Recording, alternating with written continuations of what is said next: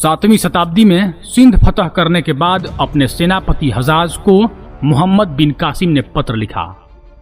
राजा दाहिर उसके भतीजे योद्धाओं और अफसरों को जहन्नुम पहुंचा दिया है। मंदिरों के जगह मस्जिदें बना दी हैं। सुबह शाम अजान चालू है। राजा दाहिर के कटे सिर के साथ जब यह पत्र मिला तो हजाज ने सेनापति कासिम को यह आदेश भेजा कि अल्लाह कहते हैं, काफिरों पर बिल्कुल दया मत करो, उनके गले काट डालो, मंदिरों को तोड़कर उसी जगह पर मस्जिदें बना दो। हर तरफ सिर्फ इस्लाम ही इस्लाम होना चाहिए। यह पेशावर का कनिष्क स्तूप था, 4 मीनार और बीच में गुंबद। 2000 साल पहले यह संसार की सर्वोत्तम रचना थी।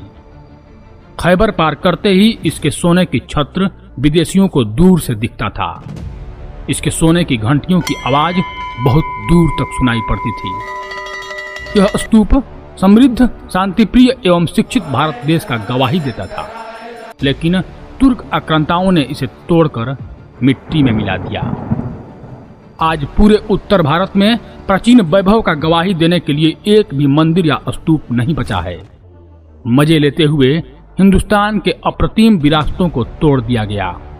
मंदिर, मूर्ति और मूर्ति पूजकों का विनाश करके सूफी सेनापति और संत खानकाओं में नाचते थे। औरंगजेब एक सूफी संत का चेला था।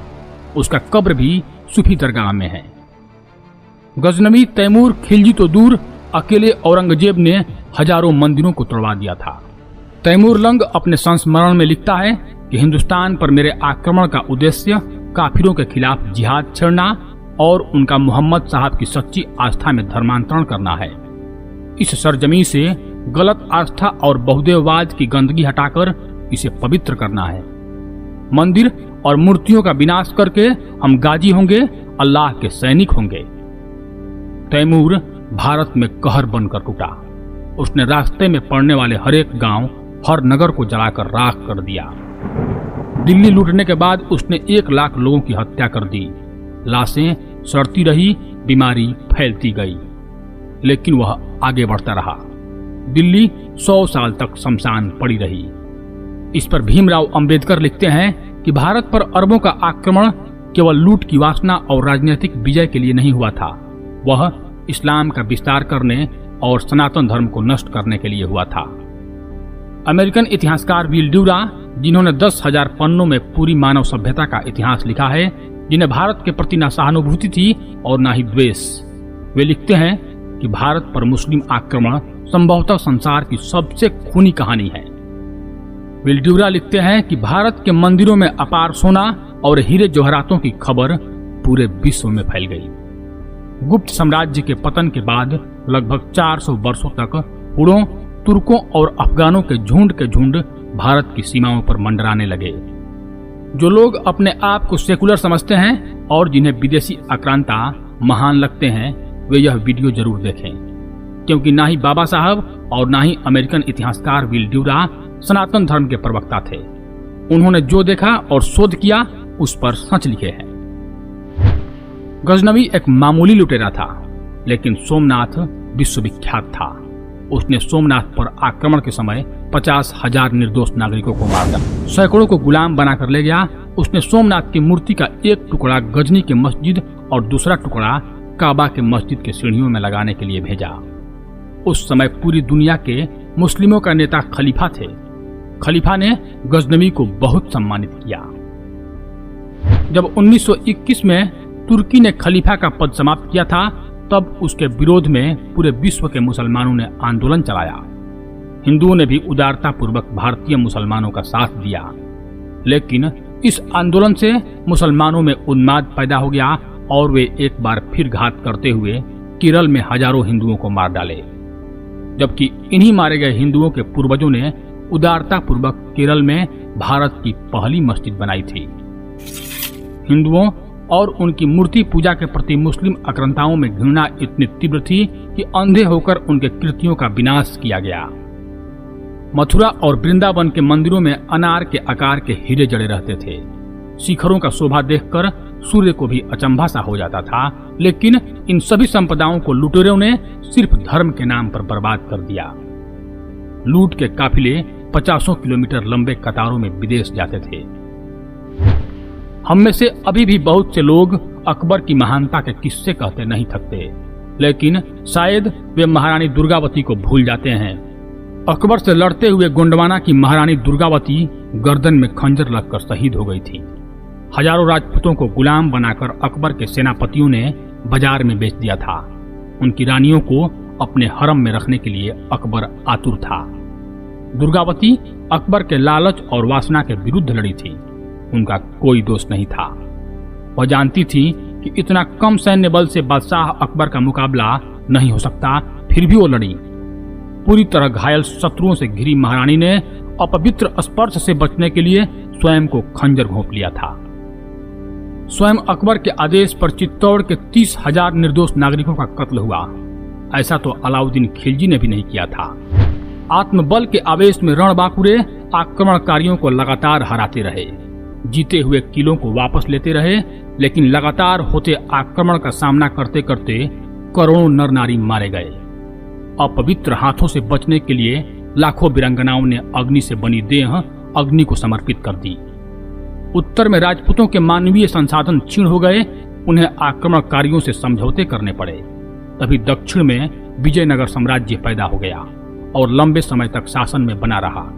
जब विजयनगर साम्राज्य को 5 मुस्लिम शासकों ने मिलकर हरा दिया तो मराठे आ गए। न केवल दक्कन बल्कि वे दिल्ली तक पहुंच गए। जब अंग्रेज भारत पर अधिकार कर रहे थे तब भारत में मुगल नहीं मराठे छाए हुए थे। इस देश से रण की चाह कभी मिटी ही नहीं। आज भारत में जो प्राचीन संस्कृति दिखाई देती है वे मूलतः मराठा प्रभुत्व का परिणाम है। अगर मराठे नहीं होते तो भारतीय संस्कृति मिस्र की तरह संग्रहालयों की शोभा बढ़ा रही होती।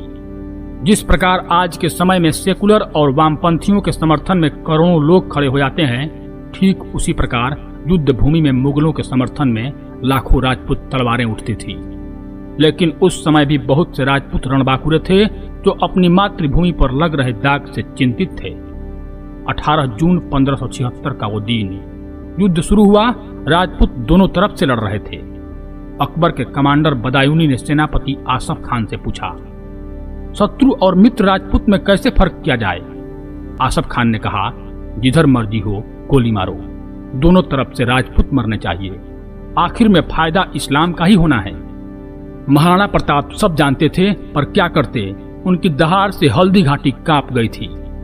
मान सिंह तो किसी प्रकार बच गया, पर उस विशालकाय महाबली की तलवार बहलोल खान पर पड़ी तो घोड़े सहित उसके शरीर के 2 टुकड़े हो गए।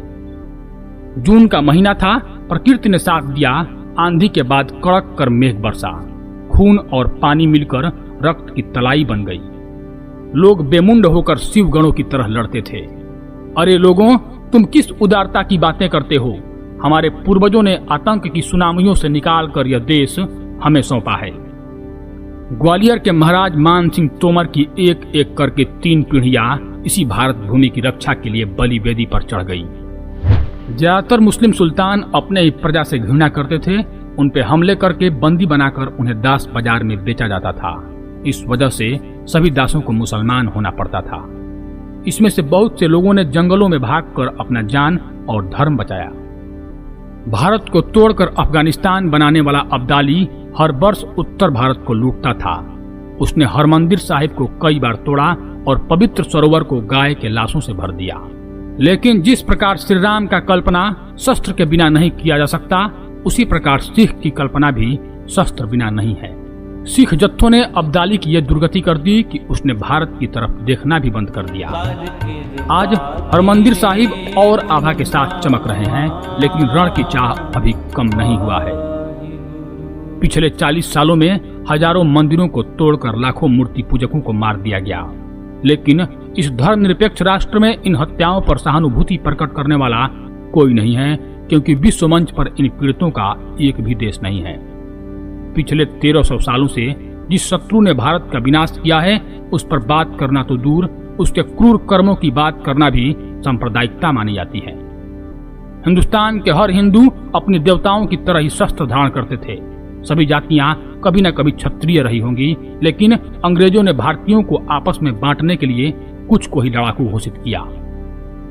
भारत में क्षत्रिय सर्वोत्तम मनुष्य माने गए हैं। दूसरी सभ्यताओं में भी लड़ाके तो थे, परंतु वे नष्ट हो गई, क्योंकि लड़ाई का स्वभाव पहले विरोधी को फिर स्वयं को ही नष्ट कर देता है।